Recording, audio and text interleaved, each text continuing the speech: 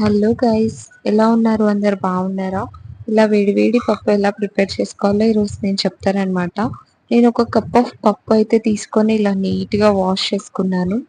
ఒకసారి కాదు, 2 times wash చేసుకోవాలి. వాష్ చేసుకున్న తర్వాత పప్పు తీసుకొని ఇలా పక్కన పెట్టుకోవాలి. పచ్చిమిరపకాయలు, ఎల్లిపాయలు, టమాటాలు కట్ చేసుకొని ఇలా వేసుకున్నాను.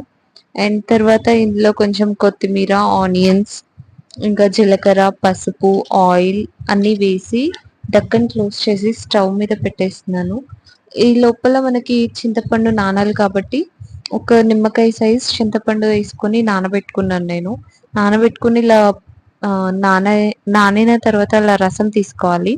మనకి కుక్కర్ కూడా చూడండి విజిల్స్ వచ్చేస్తుంది. నేనైతే ఒక 3 to 4 విజిల్స్ పెట్టాను. మా కుక్కర్లో 3 to 4 విజిల్స్ అయితే బాగా ఉడికిపోతుంది.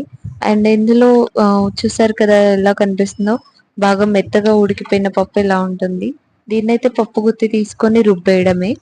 రుబ్బేసిన తర్వాత ఇందులో నానబెట్టుకున్న చింతపండు ఉంది కదా, ఆ రసం తీసి ఇలా ఫిల్టర్ చేసి రసం అయితే పోసుకుంటున్నాను ఇందులో. అండ్ రసం పోసుకొని బాగా కలిపేయాలి.